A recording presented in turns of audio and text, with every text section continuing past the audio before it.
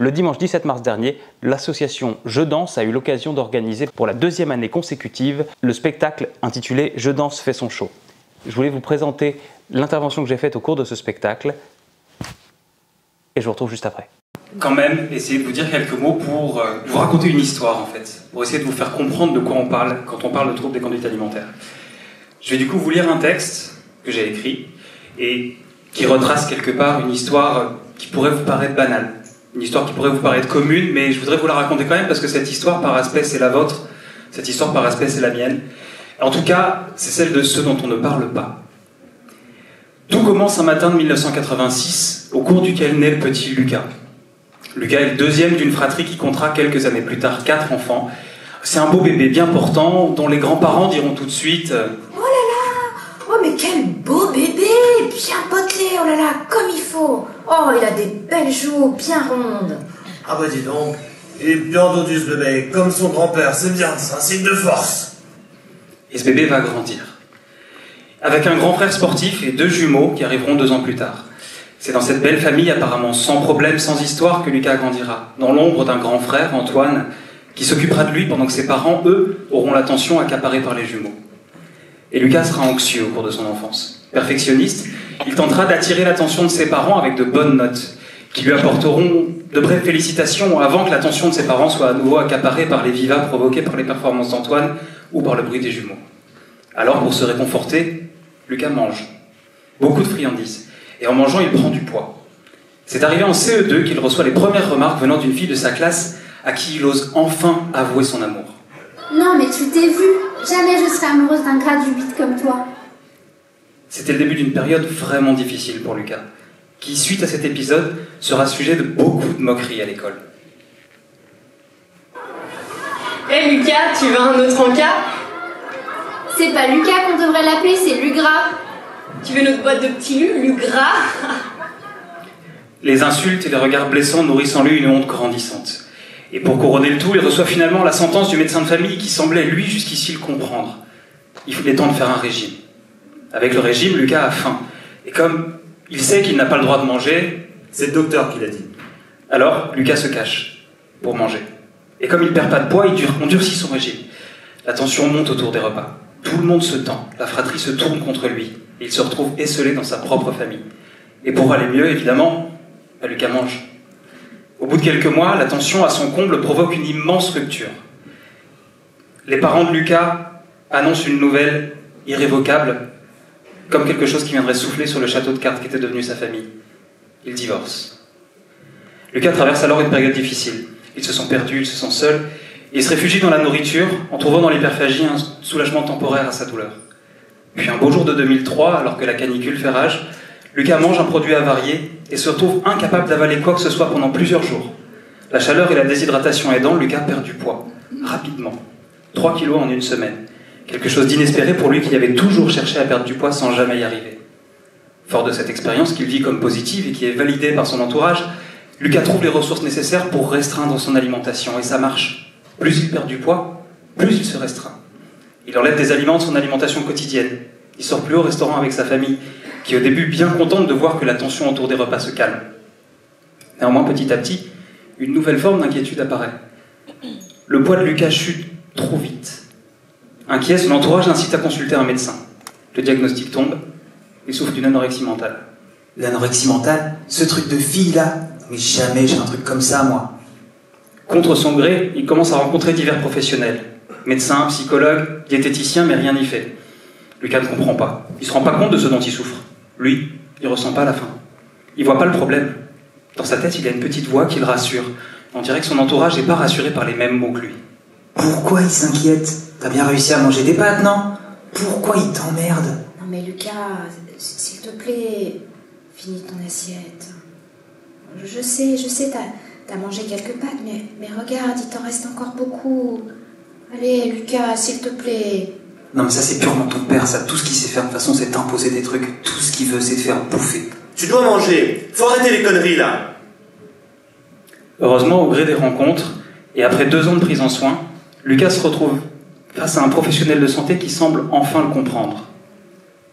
Je sais bien que c'est difficile, mais vous devez vous rendre compte que ce dont vous souffrez, c'est une maladie, même si votre vécu vous en fait douter. Qu'est-ce qui vous dit que c'est pas ça la solution? Rester malade, ça peut être une solution, c'est sécurisant, c'est connu. C'est aussi se fier à une voix qui nous fait croire que les choses vont bien. Regardez autour de vous. Est-ce que c'est ça, aller bien? Voir des médecins, voir des psychologues? Comment va votre famille? Est-ce qu'ils ont l'air d'aller bien quand ils vous regardent? Et votre vie? Est-ce qu'elle ressemble à ce dont vous rêviez il y a quelques années? Non, c'est vrai, ça va pas. Mais comment je fais, moi, pour sortir de cette galère? Pesez le pour et le contre. Qu'est-ce qui vous ferait sortir de cette zone d'inconfort? Qu'est-ce qui fait que vous ne supportez plus cette situation? Quelles sont vos valeurs? Quels sont vos projets? Qui aimeriez-vous être? Qu'est-ce que vous gagneriez à lutter contre cette maladie et prendre ce risque de vivre à nouveau? Mais sans cette maladie, comme vous dites, je sais même pas qui je suis, moi, ce que je veux. Elle fait partie de moi. Ce qui est sûr, c'est que vous n'êtes pas votre maladie. Vous êtes victime d'elle. Elle a l'emprise sur vous, mais ce n'est pas vous. Vous en séparer vous permettra de vous retrouver. Ça fait peur, comme si vous étiez dans un avion qui allait se crasher. Ce qui est essentiel à ce moment-là, c'est de prendre votre parachute et de sauter. C'est ça qui vous sauvera la vie. Lucas trouve alors en lui des raisons qui le poussent à manger. Mais ce que son corps lui raconte est incompréhensible. Contrairement à ce qu'il vit depuis plusieurs années, il a à nouveau faim, très faim. Et il commence à faire confiance à l'équipe de soins qu'il suit. Mais quand il en parle, il a l'impression qu'ils ne le comprennent pas. Alors, il se tourne vers d'autres sources d'informations. Et il commence à regarder sur les réseaux sociaux pour comprendre, peut-être que d'autres avant lui ont vécu ça. Bingo. Il commence à trouver dans ses interrogations une ébauche de réponse. La faim extrême. Enfin, il comprend pourquoi il mange autant. Et grâce au conseil des internautes, il trouve d'autres solutions pour éviter que sa reprise de poids aille trop vite. Sport à outrance, vomissements. Alors bien sûr, les vomissements sont cachés. Mais en partageant ses expériences en ligne, il trouve dans la communauté soutien, réconfort. Sa pratique d'activité physique intense est valorisée et il ressent qu'il tient enfin quelque chose pour lequel il est considéré, comme son frère avant lui. Et il reprend du poids et il se muscle. Donc ses parents semblent rassurés. Alors, tout va bien. Mais à force de forcer, ce qui devait arriver arriva. Lucas se blesse. Et là, c'est le drame. Comment continuer à manger autant tout en contrôlant son poids et en contrôlant sa renutrition?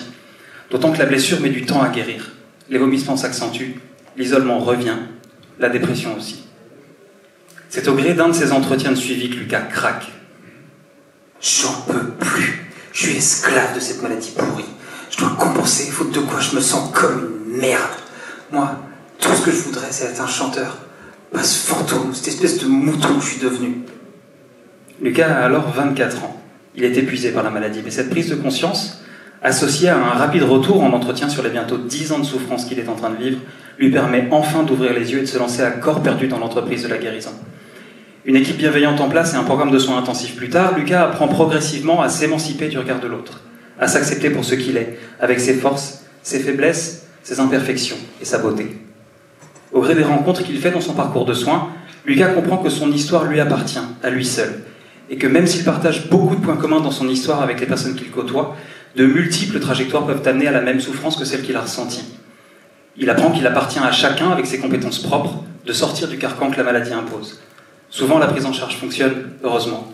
Et parfois, trop souvent, certains sont perdus dans les affres de ces difficultés, incompris par la plupart.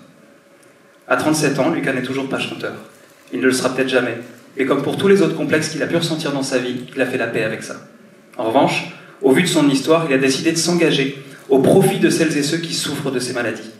Il sait que son parcours incarne l'espoir d'une sortie de cette maladie, des hauts, des bas et surtout de l'incertitude que le parcours de soins provoque. Alors, il partage son expérience pour inspirer d'autres personnes, rappeler que le soin est essentiel, que le poids et la renutrition ne font pas tout, même si par aspect ils sont fondamentaux pour être en bonne santé physique. Il rappelle aussi que se découvrir au gré du chemin, c'est l'un des déterminants majeurs de la guérison de ces troubles. Parce que oui, guérir est possible. Et cette histoire aussi, tristement banale, commune, cette histoire c'est celle de Lucas, mais par aspect c'est aussi la vôtre, par aspect c'est aussi la mienne. C'est celle de tous ceux qui vivent dans notre société d'aujourd'hui, qui valorisent des physiques et qui refusent des différences.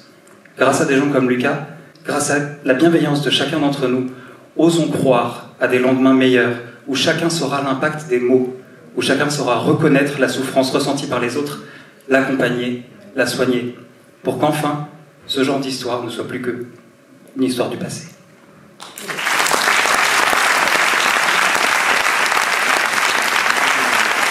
Merci beaucoup.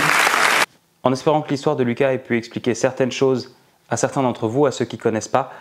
En attendant, si vous voulez plus de contenu sur les troubles des conduites alimentaires, laissez un petit j'aime, activez la cloche, abonnez-vous, partagez ce message, partagez cette vidéo, ça m'aide beaucoup.